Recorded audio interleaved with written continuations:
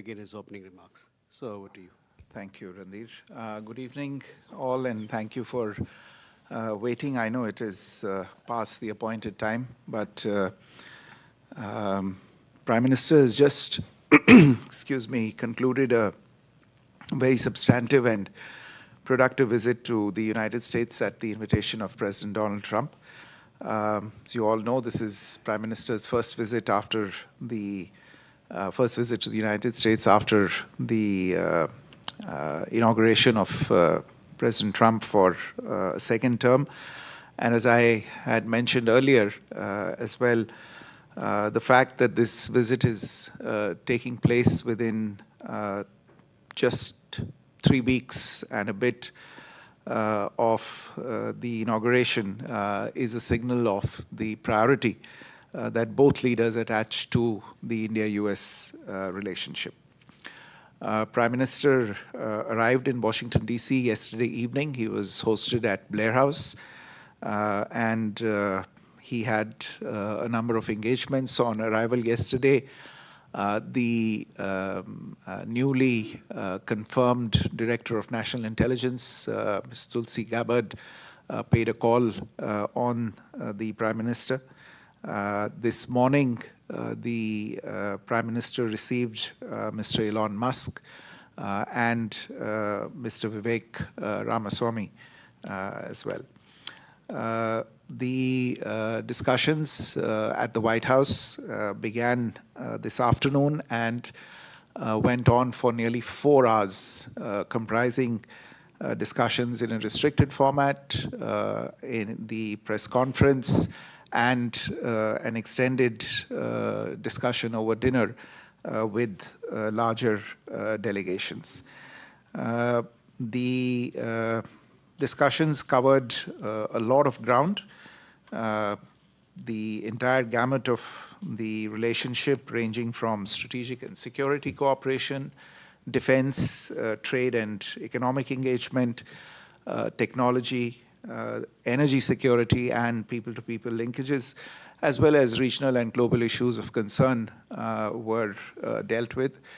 There is a joint statement that has been issued. I think it's not yet available online, so let me take you through some of the key aspects of the joint statement, but I would urge you to go through the joint statement in some detail because it's a really rich and substantive statement and lays down the blueprint for the near and medium-term future of the India-US relationship. The two leaders jointly launched the US-India Compact for the 21st century. This compact stands for catalyzing opportunities in military partnership, accelerated commerce, and technology. In the area of trade and investment, for instance, the leaders launched Mission 500, aiming to more than double total two-way trade to $500 billion by 2030. The two leaders also announced plans to negotiate the first tranche of a mutually beneficial multi-sector bilateral trade agreement by the fall of 2025. Towards advancing this process, and this issue did figure in some detail in the discussions as well, both countries will take an integrated approach to strengthen bilateral trade across the goods and services sector. This will include themes such as increasing market access, reducing tariff and non-tariff barriers, and deepening supply chain integration between the two countries. There is also a renewed commitment to making greenfield investments in high-value industries in each other's countries, and you will see in the joint statement references to investments in excess of $7 billion made by Indian companies such as Novelis, Jindal Steelworks, Jubilant, and Epsilon. Defense, as was pointed out by both leaders, remains a very important area of cooperation in the strategic partnership between the two countries. The leaders announced plans to finalize a new 10-year framework for the US-India major defense partnership in the 21st century. This is a framework that will run from 2025 to 2035 and is expected to be finalized later this year. They also agreed to move forward on ongoing defense procurement negotiations for a number of platforms, including land and air systems, as well as co-production agreements. There was also agreement to initiate discussions on the reciprocal defense procurement agreement. One of the striking aspects of the joint statement in this regard is a process that the United States will begin, whereby it will review its arms transfer regulations, including the international traffic in arms regulations, in order to streamline defense trade, technology exchange, and maintenance, spare supplies, and in-country repair and overhaul of US-provided defense systems. The two countries have also launched the Autonomous Systems Industry Alliance to scale industry partnerships and production of autonomous systems, which will foster next-generation defense and technological collaboration, specifically in the field of underwater domain awareness. You're also aware that for the last several years, technology has become a motive of the India-US partnership, and the two leaders in this latest round of discussions committed to taking forward cooperation in critical and emerging technologies by launching the US-India Trust Initiative. The Trust Initiative stands for Transforming the Relationship Utilizing Strategic Technology. This initiative will catalyze collaboration among governments, academia, and the private sector to drive innovation in defense, artificial intelligence, semiconductors, quantum computing, biotechnology, energy, and space. Artificial intelligence is on everybody's mind. We just had the AI Action Summit in Paris, which the Prime Minister had co-chaired. And in today's discussions, the leaders committed to bring Indian and US private industry together and conclude a US-India roadmap on accelerating AI infrastructure by the end of the year. Both the countries will work together to enable industry partnerships and investments in next-generation data centers, on access to compute and processors for artificial intelligence.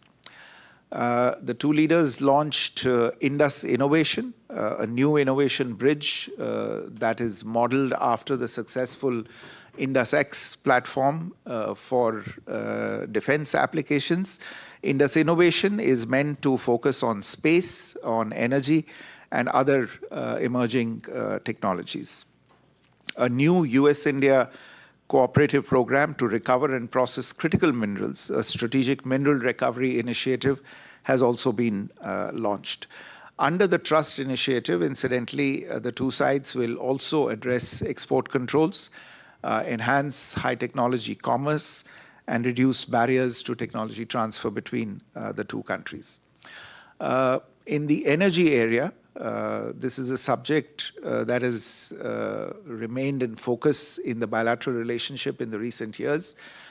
India is a significant buyer of US energy, and today's discussions covered a lot of ground on this particular subject.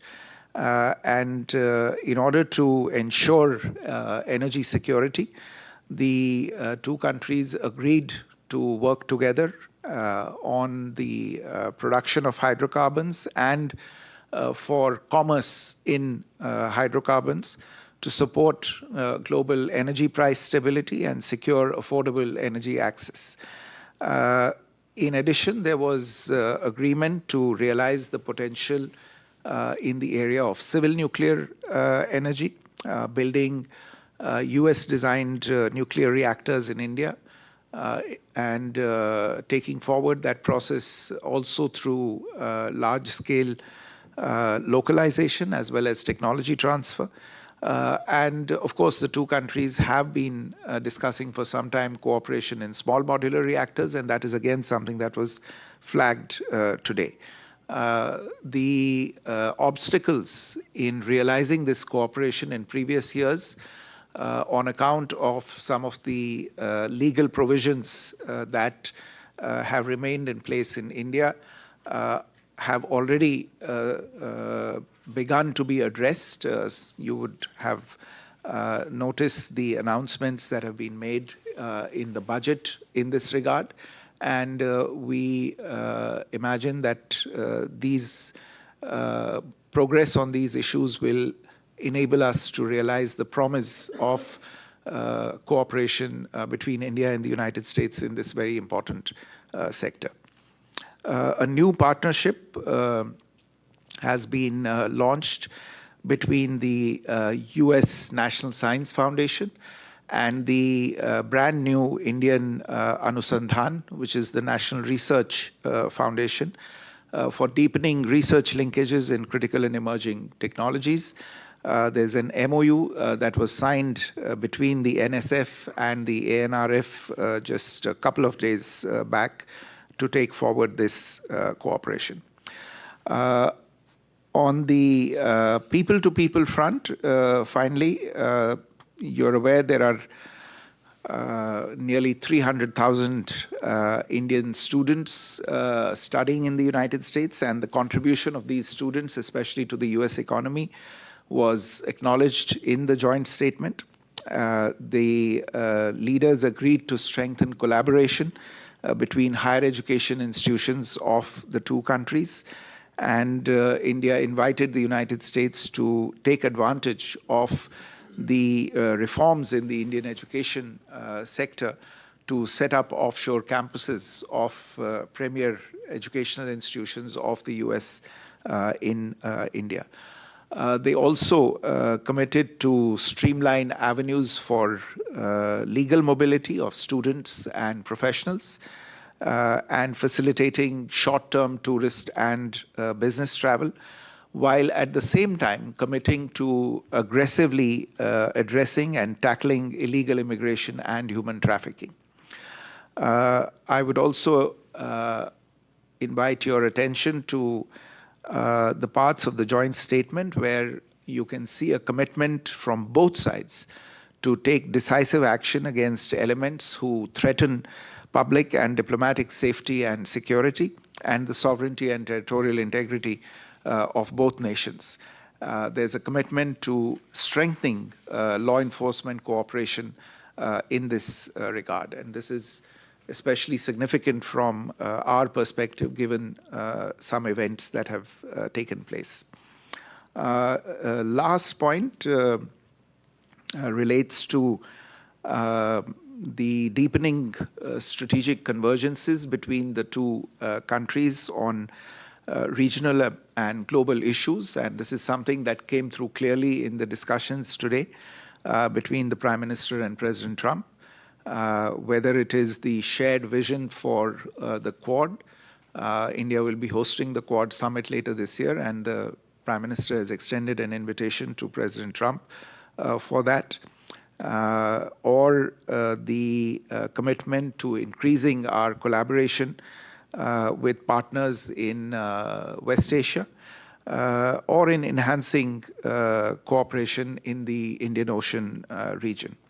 The two leaders agreed to convene partners under the IMEC initiative, as well as the I2U2 construct within the next 6 months to announce new initiatives.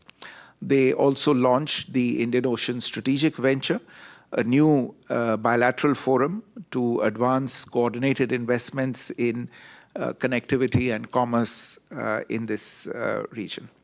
All in all, I would say that though short, this was an extremely substantive and productive visit. It allowed two leaders who know each other well, who are comfortable with each other, to renew their contacts from President Trump's first term and to commit themselves to greater things in the relationship. The mood in the room today and the overall environment of the meetings today lent great confidence to both sides that the relationship is on a solid footing and there is much to achieve in the coming months and years. Let me stop there and take a few questions. We have time just for a few questions, so please bear it with us. Yoshita. Yeah. Thank you. Yoshita Singh with Press Trust of India. On the issue of the deportation of illegal immigrants, was that issue raised the way they were brought to India in the military aircraft and shackled?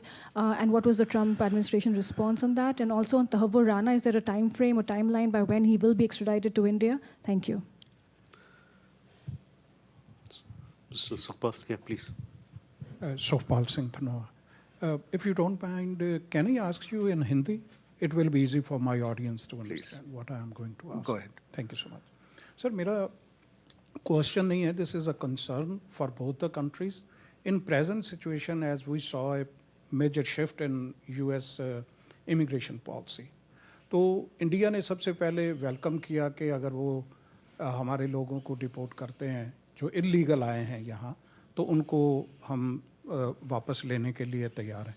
In this situation अगर कभी आने वाले समय में, क्योंकि अब तो meeting हो चुकी है और भी बातें चलती रहेंगी, अगर हम अमेरिका में देखें तो यहाँ जो फार्मर्स हैं वो ज़्यादातर कैलिफोर्निया में सिख फार्मर है, इंडियन फार्मर्स हैं, और जो यहाँ की ट्रकिंग इंडस्ट्री है वो डोमिनेट करती है बाय सिख्स और पंजाबीज़. तो इन दोनों जगहों पे प्रेजेंट सिचुएशन में बहुत ज़रूरत होगी अमेरिका को, जो अगर वहाँ से इंडिया से हम लीगल वे से नहीं भेज सकते तो सीजनल लेबर जो है वहाँ से trucking industry and related to farmers, तो वहाँ से अगर ये पॉसिबल हो सके दोनों देश आपस में बात करें, that will be win win situation for both the countries. Thank you so much. Parikshit. Foreign Secretary, we saw how President Trump said that US is going to increase military sales to India by billions of dollars this year, also paving the way for sale of F-35s to India eventually. Have we agreed to purchase F-35s from America? Vishnu, yeah. Good evening, Foreign Secretary. This is Vishnu from South Asian Herald. What is the expected timeline for bilateral trade agreements between the two administrations that can pave a way to reduce the trade deficit and promote a fair and expanded trade partnership? The second question is, given the ongoing frictions on trade and tariffs, do you believe the Quad, I2U2, and IMEC will serve as a unifying factor between the both administrations? Thank you. So I think we can take this. I think let's collect all the questions and Okay. I'll do it in one. Okay. Please. Sam Shubhendu from DT India. How is India to interpret President Trump's statement on India's neighborhood, Bangladesh? Okay. Question here, yeah, please.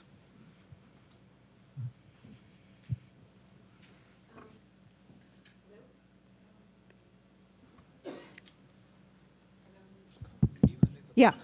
Well, my question. Just hang on. Yeah. Can you repeat your Bangladesh question? So how is India to interpret President Trump's statement on the situation in Bangladesh? He said that I leave it to the Prime Minister.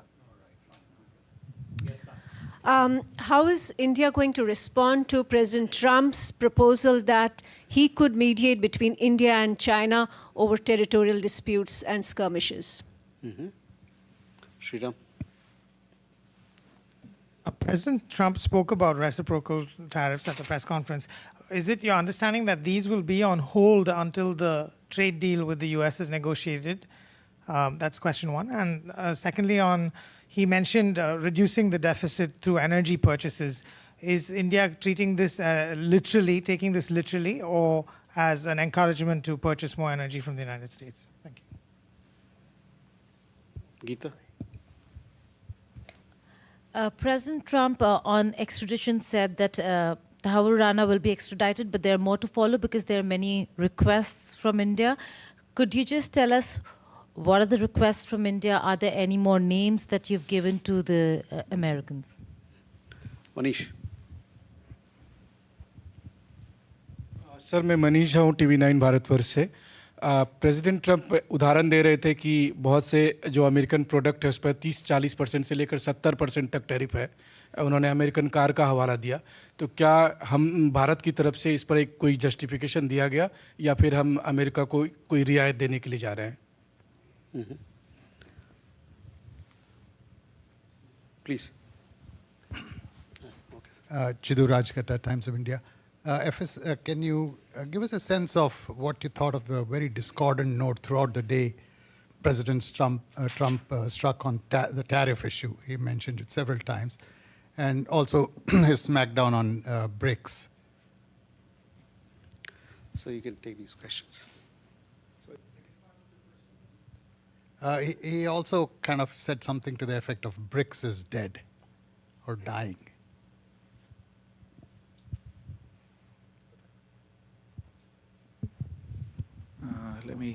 Let me try and address. I think some of the questions and concerns are common, but insofar as the issue of illegal immigration is concerned, yes, it did figure during the discussions today, and the Prime Minister said, as I think he mentioned during the press conference as well, and during the discussions also he said that India has made its stand very clear that if there are illegal immigrants proven to be Indian citizens in any country abroad, we will take them back. But he did emphasize, and again, I think he referred to this in his remarks at the press conference, but even during the discussions, he did emphasize that the return of illegal immigrants is not the end of the story. There is an ecosystem that thrives on this racket and that promotes and enables this racket. And it is the responsibility of both countries to do something about this. And in that, he sought the cooperation of the United States in finding out more details about these rackets and, if need be, through institutional cooperation between the law enforcement authorities and intelligence organizations of the two countries to actually try and do something about these ecosystems that enable this particular phenomenon. So this is something that the two sides will continue to discuss. On Thakur Rana, I think I addressed this in an earlier press conference as well. This is an issue on which the US authorities have taken very clear decisions. I think you've seen the president announce it himself from the White House podium, the decision of the United States to extradite him. It's reflected there in the joint statement as well. We are working on the logistics of this, his surrender and extradition to India. There are a few final steps to be completed. The two sides are in touch on this particular issue. आपका जो प्रश्न था America की जो immigration policy है उसको लेके और जो यहाँ पे एक इंडस्ट्री है ट्रकिंग वगैरह को लेके उसमें जो उसमें सीजनल लेबर इस्तेमाल किया जा सकता है. देखिए, जहाँ तक यहाँ पे ये लेबर किस तरह आ सकता है और इनकी इमिग्रेशन पॉलिसी के साथ कैसे फिट करता है, ये तो अमेरिका की नीतियों का सवाल है. तो वो अगर ऐसी नीति बनाए और हमारे पास ये गुंजाइश हो ऐसे लोगों को भेजने की, तो उसमें कोई आपत्ति नहीं होनी चाहिए, क्योंकि एक तरह से ये लीगल मोबिलिटी होगी. और हमने हमेशा कहा है कि हम लीगल मोबिलिटी के पक्ष में हैं, हम लीगल मोबिलिटी के खिलाफ हैं. लेकिन अगर लीगल मोबिलिटी है, अगर किसी देश की कोई नीति है और उस नीति के तहत लोग वहाँ पे जाते हैं, बाकायदा वीज़ा लेके जाते हैं या वर्क परमिट लेके जाते हैं, तो उसमें कोई आपत्ति नहीं होनी चाहिए. तो आगे के आने वाले समय में अगर ऐसी गुंजाइश हुई तो इसके बारे में ज़रूर दोनों देशों के बीच में बातचीत की जा सकती है. Parikshit, your question on military sales to India, I think. Look, there is a process by which platforms are acquired. You are well aware of that process. There is, in most cases, a request for proposals that is floated. There are responses to those. They are evaluated. I don't think with regard to the acquisition of an advanced aviation platform by India, that process has started as yet. So this is currently something that's at the stage of a proposal, but I don't think the formal process in this regard has started as yet. With regard to the timeline for the bilateral trade agreements, well, this issue was discussed today. There is an understanding that we will try and do it as quickly as possible. I think there is a reference in the joint statement by fall of this year. So we are looking at the next 7 to 8 months to get this done. And today, in a sense, both teams have got the instructions or the indications from the highest levels to start engaging on this. And the work will begin as quickly as possible. On addressing these possible frictions over trade through mechanisms such as I2U2, IMEC, and Quad, yes, to the extent that some of those forums will facilitate trade, even though none of them is really a trade agreement or a preferential trading arrangement.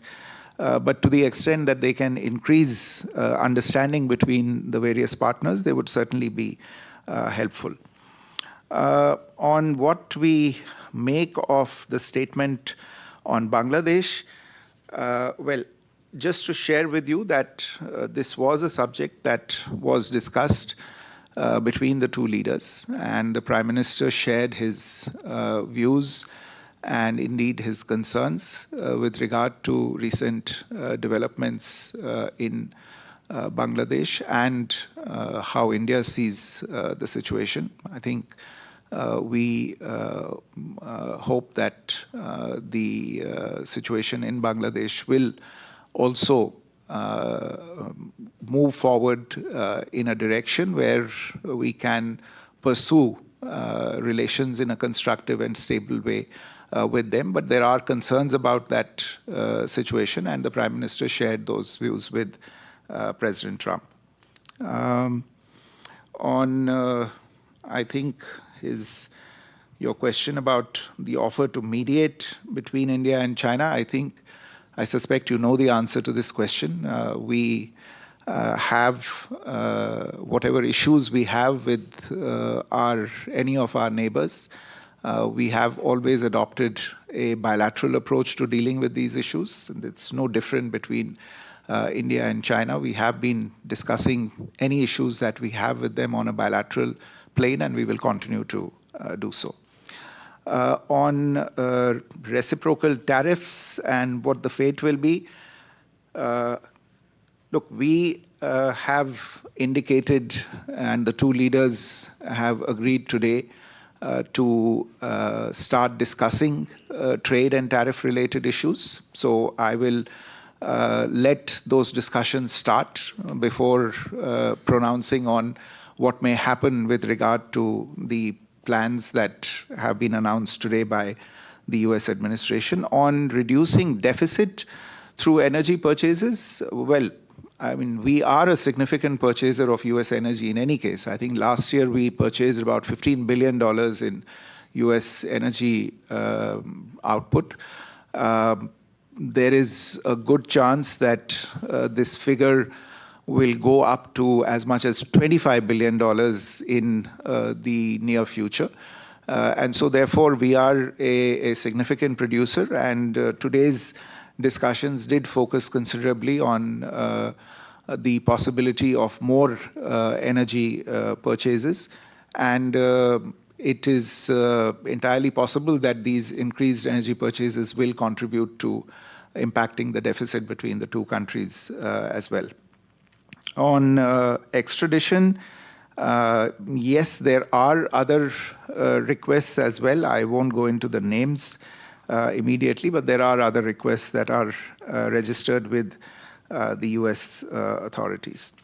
I think the other questions were also essentially on tariffs, and I think Chidu's question on tariffs being a discordant note. Look, I would say that, you know, we've been hearing about tariffs for quite some time, and in today's discussion between the two sides, this issue came up quite normally in the talks between the two leaders.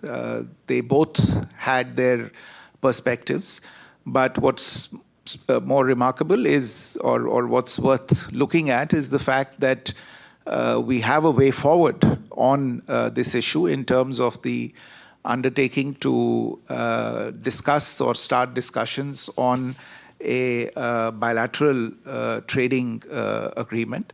And this may actually be a very good opportunity to take forward something and conclude something which was actually foreseen in the first Trump administration.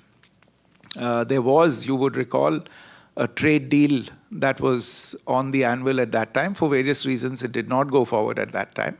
So therefore, in the current environment, we see these developments as an opportunity to take this issue forward and come to a mutually beneficial understanding about these particular issues.